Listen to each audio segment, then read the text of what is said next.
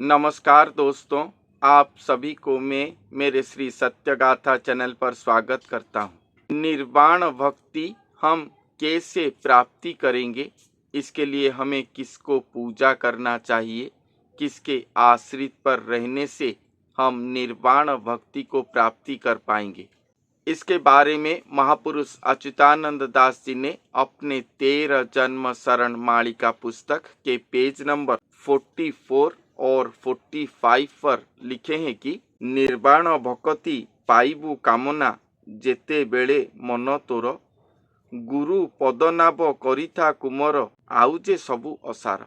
निर्वाण भक्ति, जो भक्ति को आचरण करने से, जो भक्ति को प्राप्ति करने से हमारे आत्मा या जीव आत्मा इस जन्म मृत्यु चक्र से बाहर हो जाता है या श्री भगवान के पद्म पाद पर लीन होकर जन्म मृत्यु चक्र से मुक्त हो जाता है। जो भक्ति करने से हम मुक्ति प्राप्ति करते हैं उसे निर्वाण भक्ति कहा जाता है।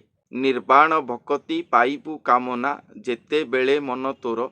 इस निर्वाण भक्ति को कामना करने के लिए जब हमारा मन आगवर होगा, गुरु पद नाभ करिथा कुमर आउ जे सबु असार, तब हमें गुरु पद को आश्रा करना पड़ेगा, तभी जाके हम ये निर्वाण भक्ति को प्राप्ति कर सकेंगे। और ये निर्वाण भक्ति को प्राप्ति करने से ही हम इस भवसागर से मुक्त हो पाएंगे। और इस निर्वाण भक्ति प्राप्ति करने के लिए एकमात्र गुरु ही आश्रा है। एकमात्र गुरु के पाद पद ही नाव की तरह है। उनके बिना बाकी सब कुछ असार है, अर्थात गुरु पदनाभ के बिना हम इसे प्राप्ति नहीं कर पाएंगे। अनु एकाक्षर हृदय करसार आउ जे सकल मिथ्या, दारा ऐश्वर्य ए सकल पद न रहे अटे अन्यथा।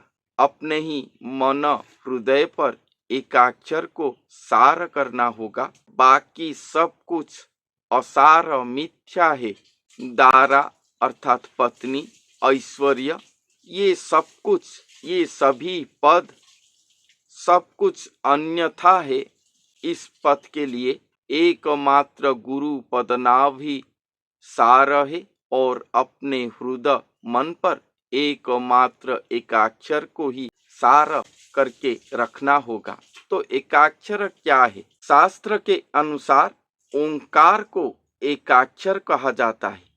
तो हम ओंकार जाप करने से क्या हम निर्वाण मुक्ति प्राप्ति कर पाएंगे? ओंकार को ऐसे जाप करने से नहीं होगा। पहले ओंकार को साधन करने वाले सद्गुरु की आश्रा हमें लेना चाहिए। उन्हीं के निर्देश से, आदेश से हम एकाक्षर जाप करने से हम निर्वाण भक्ति वही सद्गुरु की कृपा से ही प्राप्ति कर पाएंगे। भविष्यत मालिका पर अन्य स्थान पर वर्णन किया गया है कि प्रकृत एकाक्षर क्या है।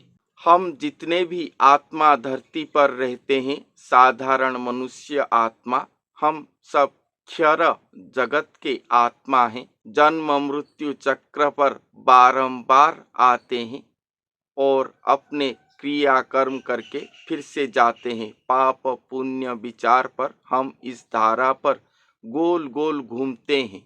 मगर कुछ आत्मा परमात्मा के द्वारा प्रेरित होकर आते हैं। असाधारण आत्मा होते हैं। ध्यान, तप, जप, साधना के द्वारा परमत्व को प्राप्ति करते हैं। परमत्व, परम ब्रह्म, अक्षर ब्रह्म हम उन्हें कहते हैं। ध्यान, तप, जप, योग द्वारा मायातीत अवस्था को जाते हैं। परमत्व तत्व को अपने शरीर पर वहन करते हैं। उनका डायरेक्ट संपर्क या प्रत्यक्ष रूप से संपर्क परम ब्रह्म श्री नारायण ब्रह्म या अक्षर ब्रह्म के साथ रहता है। हम सभी आत्मा क्षर जगत के आत्मा हैं, साधारण आत्मा हैं, मगर वो असाधारण आत्मा मायातीत अवस्था को जाकर परम ब्रह्म को प्राप्ति करते हैं अपने शरीर पर, या परम ब्रह्म के साथ तल्लीन अवस्था पर रहते हैं, वो सब सद्गुरु कहलाते हैं धरती पर। और हम सब उन्हीं के आसरा लेने से, उनके आशीर्वाद के द्वारा भक्ति लाभ कर सकते हैं और आत्म मुक्ति पथ को प्राप्ति कर सकते हैं, आत्मा मुक्ति पा सकते हैं। मगर यहाँ पर जो एकाक्षर कहा गया है, उनके बारे में भविष्य मालिका पर लिखा गया है कि कलयुग की अंत समय पर एक महापुरुष आएंगे जो कि स्वयं अक्षर ब्रह्म है, स्वयं नारायण है, जो कि हर युग पर अवतार लेकर आते थे, धरती का भारा हरण करते थे। वो नारायण प्रभु अक्षर ब्रह्म धरती पर मानव शरीर को धारण करेंगे। वो जोग जन्मा नहीं, जुग जन्मा पुरुष से, धर्म प्रवर्तक पुरुष से, वो महापुरुष इस कल की लीला पर आएंगे, जिनके बारे में सारे पृथ्वी का एस्ट्रोलॉजर सहित हमारे भविष्यत मालिका पर वर्णन किया गया है।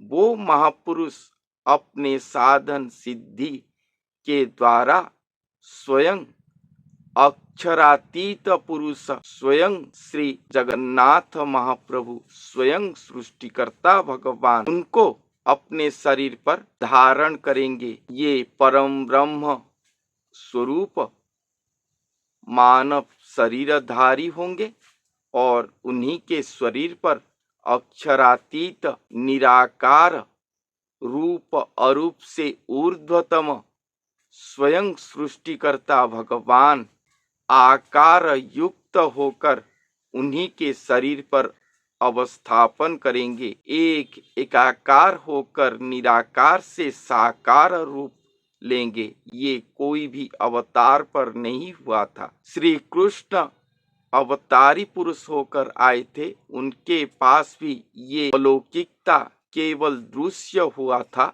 मगर एकाकार एक शरीर नहीं हुआ था, जो कि इस कल की लीला पर होगा। इसीलिए इस अवतार को सर्वश्रेष्ठ अवतार कहा गया है। और जो गुरु के पास ये होगा, वो गुरु को एकाक्षर पुरुष, एकाक्षर स्वरूप कहा गया है। महापुरुष अच्युतानंद दास जी के सर्वश्रेष्ठ पुस्तक गुरु भक्ति गीता पुस्तक पर ये बात वर्णन किया गया है। वो गुरु की ही एकमात्र संपत्ति ओंकार या एकाक्षर होगा। उसी गुरु के स्वरूप को चिंतन करने से, उसी गुरु के श्री पाद को वंदन करने से, ध्यान करने से हमारे आत्मा निर्वाण मुक्ति लाभ कर पाएगा। वो गुरु जिसको जो भी कह देंगे, उसी पद के अनुसार चलने से उसे मुक्ति प्राप्ति हो पाएगा। उनके साथ हमारा मिलन कैसे होगा, कौन उनको प्राप्ति कर सकेंगे, स्वदेह पर उनके साथ मुलाकात कर सकेंगे, इसके बारे में भविष्यत मालिका पर लिखा गया है। पूर्वर स्वीकृत थिले गुरु तत्व ताकू विग्रह मिलई, से ब्रह्म निर्वाण प्राप्त हुई मर्त्य देवता बोलई। जो आत्माओं का पूर्व जन्म स्वीकृत रहा होगा, वो सभी आत्माएं वो सदगुरु की, वो श्री गुरु की, वो एकाक्षर गुरु के पास पहुंच पाएंगे, उनके विग्रह के पास, या वो जो नर शरीर धारण करके रहे होंगे उन्हीं के पास ही पहुंच पाएंगे और गुरु तत्व को धारण कर पाएंगे। से ब्रह्म निर्वाण प्राप्त हुई। वो गुरु के गुरु तत्व को धारण करने से ही हमारे जैसे क्षर जगत के आत्माएं ब्रह्म निर्वाण को प्राप्ति कर पाएंगे और इस मर्त्य पर मानव देहधारी देवता कहलाएंगे। यही बात कहा गया है। भविष्यवाणी शास्त्र के अनुसार सद्गुरु के साथ भी भेंट होना, उनके आश्रय प्राप्ति करना, ये अनेक जन्म की तपस्या फल पर होता है, क्योंकि सद्गुरु हमेशा नहीं आते धरती पर।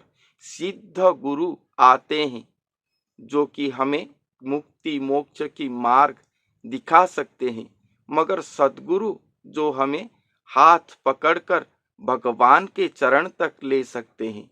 मगर ये जो गुरु आ रहे हैं वो खुद ही भगवान का प्रत्यक्ष स्वरूप है। उनके एकमात्र दर्शन संग लाभ करने से ही हमारा जीव आत्मा, उनके एक एक प्रसाद से ही ये जीवात्माएं मुक्ति मोक्ष पा जाएंगे, जन्म मृत्यु चक्र से उद्धार हो जाएंगे। ये ऐसा गुरु है और यही गुरु के बारे में हमारे भविष्यवाणी ग्रंथ पर वर्णन किया गया है। ये जितने भी गुरु आए हैं आज तक, जितने भी अवतार पुरुष आए हैं आज तक, ये सभी से सर्वश्रेष्ठतम है वो एकाक्षर गुरु है, अक्षर पुरुष है।